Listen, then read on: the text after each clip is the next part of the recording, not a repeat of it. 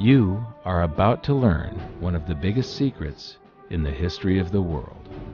It's a secret that has huge effects for everyone who lives on this planet.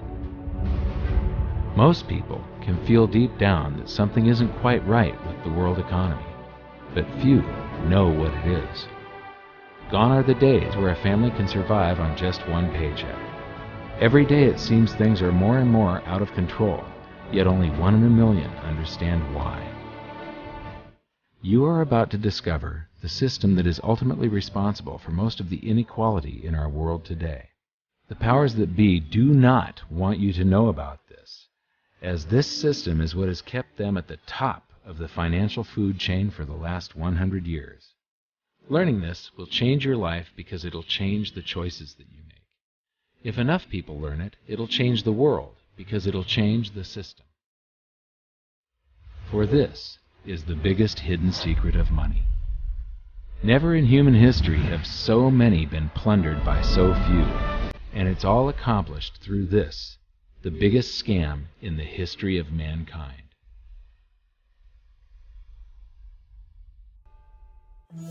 They say that money doesn't grow on trees, but the truth is that the modern banking system creates currency far faster than trees can grow. Most people don't have a clue how currency is created. Economists and bankers make it sound so complex that people think they can't understand it. But I'm going to strip our monetary system down to its essence so that you can see the scam behind the curtain and just how it affects you. Every modern society creates currency in pretty much the same way. But since the US dollar is the majority of the world's currency, I'm going to use the United States as our example. It all starts when some politician says, "Vote for me and I'll make sure the government provides you more free stuff than my opponent will." But there's no such thing as a free lunch. So to provide that supposedly free stuff, the politicians vote for the country to spend more than its income. This is called deficit spending. To pay for that deficit spending, the Treasury borrows currency by issuing a bond. So what's a bond? If you think about it, a bond is really nothing but a glorified IOU. It's a pretty piece of paper with numbers printed on it that says, "Loan me $1 trillion today, and I promise over a 10-year period I'm going to pay you back that $1 trillion plus interest." But what you need to understand is that Treasury bonds are our national debt. These glorified IOUs are to be paid back by you and I and our descendants through future taxation. Therefore, when the government issues a bond, it steals prosperity out of the future so that it can spend it today.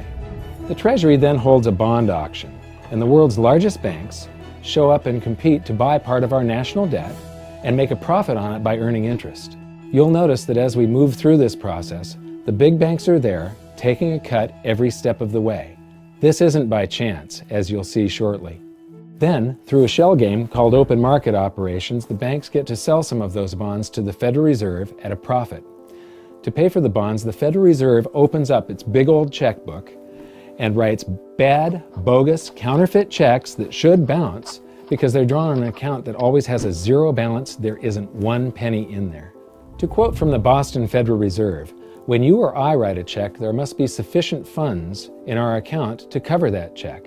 But when the Federal Reserve writes a check, there is no bank deposit on which that check is drawn. When the Federal Reserve writes a check, it is creating money." The Fed then hands those checks to the banks, and at this point, currency springs into existence. The banks then take that currency and buy more bonds at the next Treasury auction. But what is a check? A check is also an IOU. When you write a check, you're making a note that says, "Here's my IOU for cash. All you have to do is go to the bank and pick it up." Now, it's very, very important that you understand this process because we're going to come back later and show you the devastating effect this has on you. The Treasury issues IOUs, bonds. The banks then buy those IOUs with currency. The Federal Reserve then writes IOUs, checks, and hands them to the banks in exchange for the Treasury's IOUs, the bonds. And currency is created.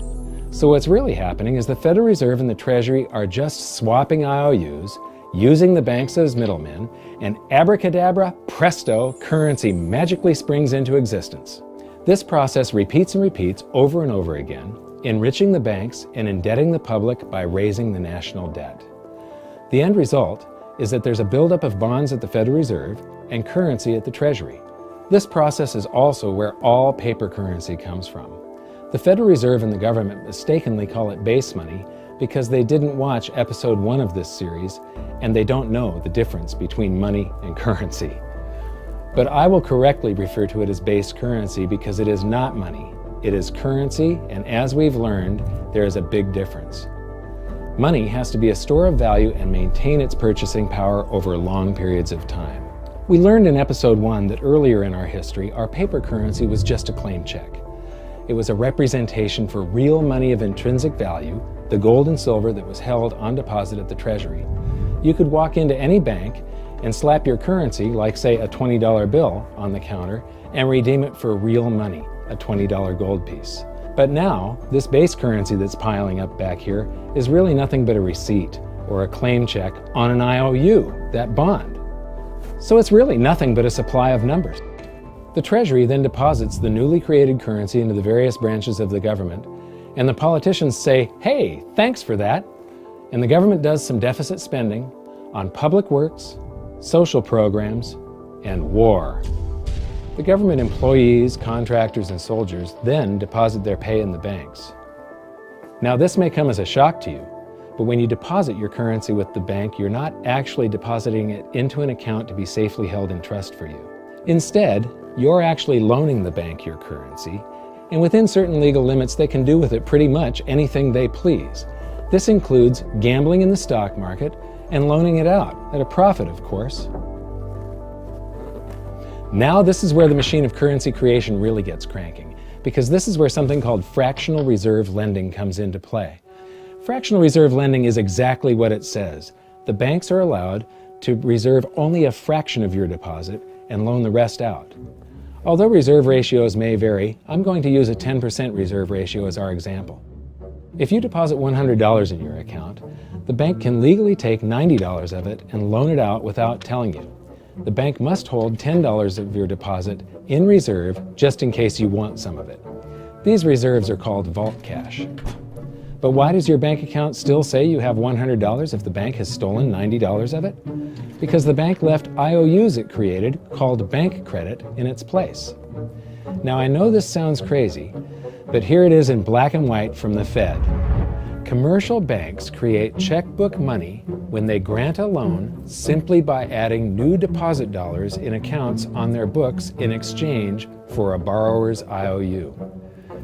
These are nothing but numbers that the banks type into their computers. And even though these bank credit IOU numbers are very different from base currency numbers, because they only exist in computers, they are still currency. So now there is $190 in existence. Now the reason people take out loans from the banks is to buy something. They're going to buy a house or a car or something like that. So the borrower takes the $90 that the bank loaned to him from your account and he pays the seller of the item. But then the seller deposits that currency into his account and his bank loans out 90% of that and leaves bank credit numbers in its place. So now there's $271 in existence. This process repeats and repeats until under a 10% reserve ratio, an initial deposit of just $100 can create up to $1,000 of bank credit, all backed by $100 of vault cash, just 10%. But as I said, reserve ratios vary wildly. On some deposits, it's 10%, on others, it's 3%, and on some forms of deposits, reserve requirements are 0. The result is that the expansion of the currency supply by the banks is far greater than even this example would lead you to believe. So once again, when currency is deposited in the banks get to lend it out, and then it gets redeposited and relent, redeposited and relent, redeposited and relent over and over again, creating bank credit all the way. This is where the vast majority of our currency supply comes from. In fact, 92 to 96% of all currency in existence is created not by the government, but here in the banking system. Now, massive amounts of currency spewing into society may at first sound like a fun idea. That is, until you remember one of the most important hidden secrets of money from episode 1, that the prices of everyday goods and services act as a sponge on an expanding currency supply. The more currency we have, the more prices rise. This is where inflation comes from. The true definition of inflation is an expansion of the currency supply. Rising prices are merely the symptom. So our entire currency supply is nothing but a couple of bucks whipped up in this hocus-pocus scam where the Treasury and the Federal Reserve swap glorified IOUs, and a bunch of numbers that the banks just type into their computers. That's it. That's our entire currency supply. It's nothing but a supply of numbers. Some of them printed, most of them typed, and there is nothing else. But if you thought that was crazy, get ready to enter the twilight zone of modern economics. We work for some of that currency supply. True wealth is your time. But we trade away moments of our lives, hour by hour, day by day, and year by year, for numbers that somebody printed on pieces of paper or just typed into a computer. Now those numbers represent our blood, sweat, tears, labor, ideas, and talent. We are what gives the currency its value. But here comes the really cruel joke. We work hard so that we can save some of that currency, so that we can pay the tax collector. In the United States, it's known as the IRS. They then turn it over to the Treasury so that the Treasury can pay the principal plus interest on that bond that the Federal Reserve bought with a check drawn on an account that has nothing in it. Now let's do a recap on this section, because this is where the system begins to rob you and I on a massive scale. Much of our taxes are not used for schools, roads, and public services, but to pay interest on bonds that the Federal Reserve bought with a check drawn on an account that has nothing in it. The Federal Reserve is committing fraud. But here's one of the biggest secrets of them all. Before the establishment of the Federal Reserve, there was no need for personal income tax. The Federal Reserve was created in 1913, and that very same year, the Constitution was amended to allow income tax. Do you really think this was just a coincidence? Ask yourself how much income tax you've paid over your lifetime. Much of it has been silently siphoned away into the hands of those who own the system. Yes, this system has owners. Who they are is an even bigger secret that we'll get to shortly. But first, we need to understand the mumbo-jumbo of the so-called debt ceiling. It's all based on a huge paradox. There was interest due on that bond, and there was interest due on every one of those loans that the banks made. That means that there is interest due on every dollar in existence.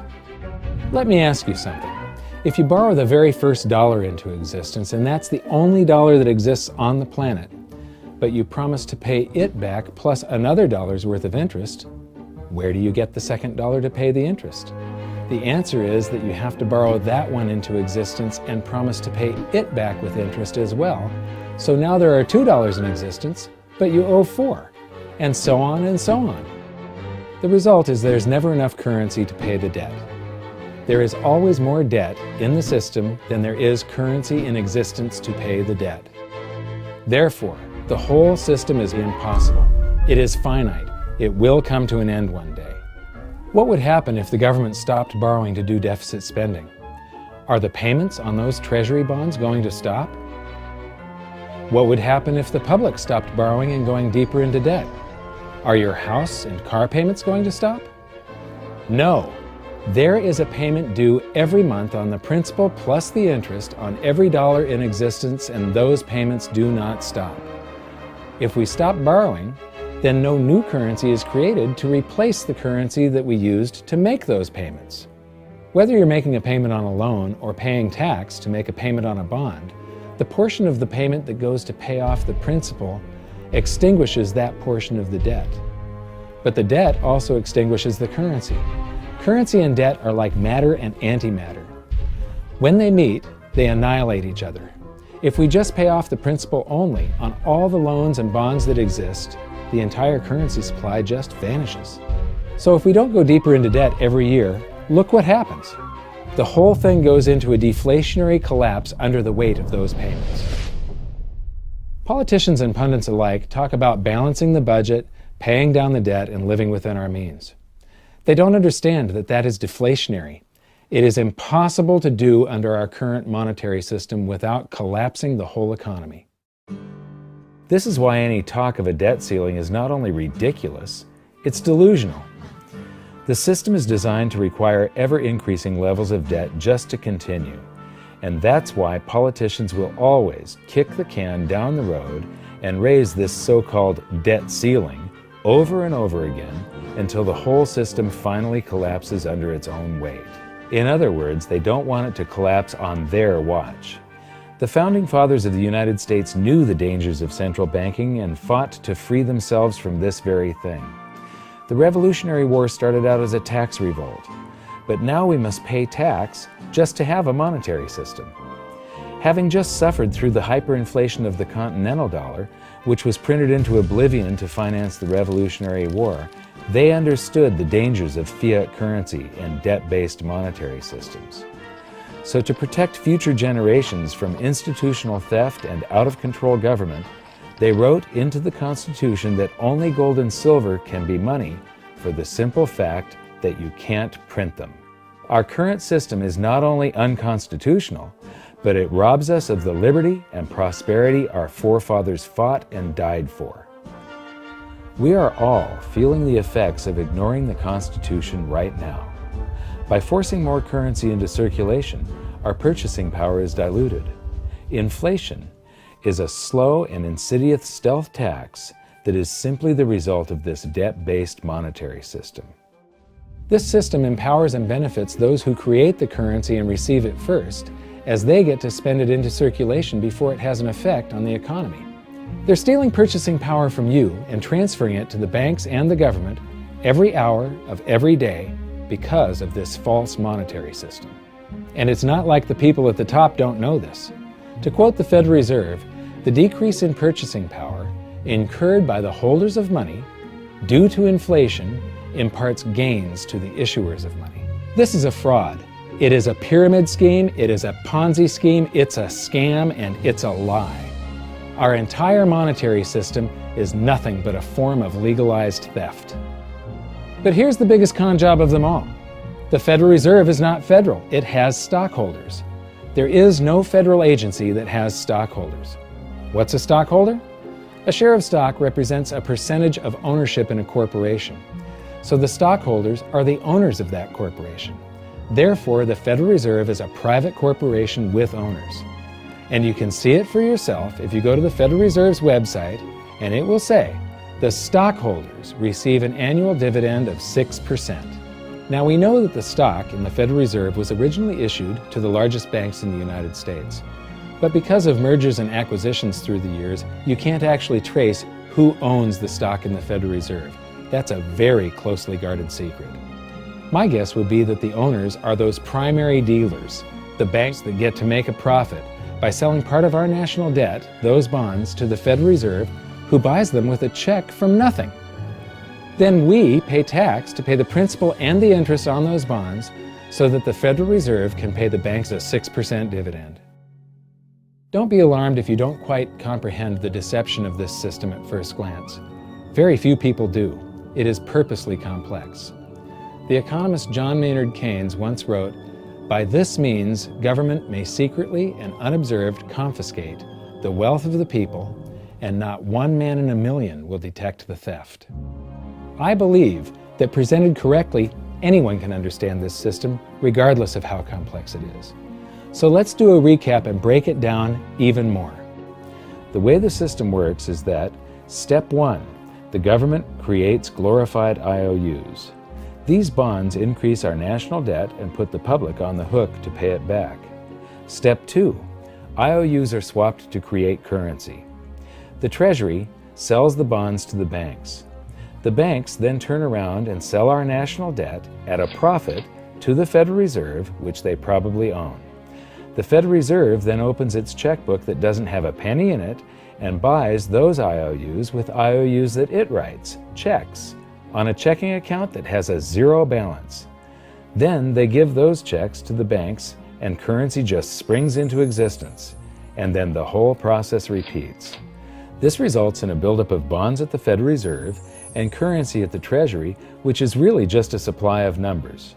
The Treasury then deposits the numbers in the various branches of the government, and we get to step 3. The government spends the numbers on promises, public works, social programs, and war. Then the government employees, contractors, and soldiers deposit their pay into the banks, and we get to step 4, where the banks multiply the numbers by magically inventing more IOUs through fractional reserve lending, where they steal a portion of everyone's deposit and lend it out. That currency gets redeposited, and then a portion is stolen again, and the process repeats over and over, magnifying the currency supply exponentially. Then we work for some of those numbers, which brings us to step 5, where our numbers are taxed. We pay tax to the IRS, who then turns our numbers over to the Treasury, so the Treasury can pay the principal plus the interest on bonds that were purchased by the Federal Reserve with a check from nothing. Then we get to step 6, the debt ceiling delusion. The system is designed to require ever-increasing levels of debt and will eventually collapse under its own weight because politicians always kick the can down the road. They don't want it to collapse on their watch. And finally, step 7, the secret owners take their cut. The world's largest banks own the Federal Reserve. Those banks make a profit selling our national debt to the Fed. They make a profit when the Fed pays them interest on the reserves held at the Fed, and the Fed pays them a 6% dividend on their ownership of the Fed. This system is fundamentally evil. It funnels wealth from the working population to the government and the banking sector. It is the cause of the artificial booms and busts of modern economies, and it causes great disparity of wealth between the rich and the working class. And it is only possible because we no longer use real money, we use currency. But worst of all, it is a form of enslavement. Bond is the root word of bondage. Whenever a government issues a bond, it is a promise to make us pay tax in the future. Nobody asked you if you wanted to pay tax today for the prosperity we all enjoyed in the last century. Nobody is asking our children if they want to work hard in the future to pay for the prosperity we're enjoying now. George Washington once wrote to James Madison, "No generation has the right to contract debts greater than can be paid off during the course of its own existence." By stealing prosperity from tomorrow so we can spend it today, we enslave ourselves and future generations. Now this all sounds pretty bad, but there is great hope, for you are the greatest threat to this false monetary system. This system relies on the public being ignorant of its workings. Please share this knowledge with everyone you know, because an informed public that fully understands the system can build a better future for generations to come. And now I leave you with this quote, widely attributed to a former director of the Bank of England. The modern banking system manufactures money out of nothing. The process is perhaps the most astounding piece of sleight of hand that was ever invented. Banking was conceived in inequity and born in sin. Bankers own the earth. Take it away from them, but leave them the power to create money and control credit, and with the flick of a pen, they will create enough money to buy it back again. But if you want to continue as the slaves of bankers and pay the cost of your own slavery, let them continue to create money and to control credit. This is the Federal Reserve in Washington, D.C. It's located on Constitution Street, and that is just as much of a joke as the New York Fed being located on Liberty Street. Both of them are unconstitutional, both of them limit our liberty, and they transfer wealth away from us every second of every day to the Federal Reserve, to the government, and to the banking sector. You are now among the 1 in a million who can detect the theft of your prosperity. So the big question is, what can you do about it? 1. Watch this video until you can describe and teach it to others. Those who understand this system can make preparations for its unavoidable collapse and protect themselves. History shows that those who don't will probably be wiped out. 2. Share this video with everyone, especially those you care about. All it takes is a mouse click or two to get this message in front of millions. Post this video on Facebook, tweet it, email it to loved ones. Please share it wherever you can. 3. Join the conversation. The current world monetary system is based on a 300-year-old design meant to enrich a few at the expense of the many. There must be a better way.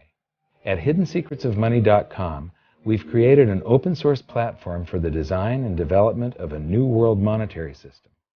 We're calling on every economist, every student, every college, every bright mind, and anyone who cares to join the discussion. In educating ourselves and each other, we can prevent the further loss of our freedoms and maybe, just maybe, win some of them back.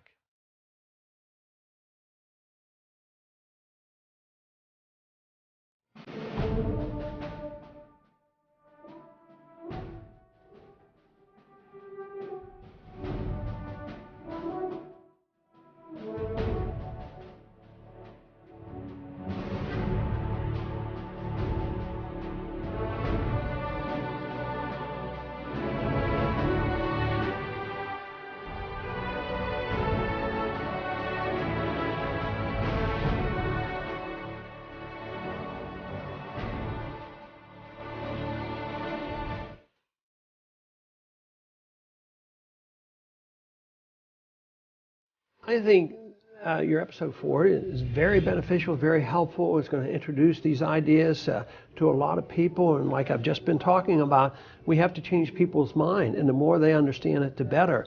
And I think we're at this point now where more people in the last several years, 4 or 5 years, have thought about the Fed than they ever have in the previous 95 years. So I think an explanation and diagrams to show it is very helpful, because quite frankly, they're not going to get it in their grade school. They're not going to get it in their high schools. They're not going to get it in college unless they're in a very rare circumstance to understand how this works. You know, for years before I got involved in really studying gold and some of the things I write and talk about today, I was a monetary economist for decades. You know, in your video, you talk about the primary dealers.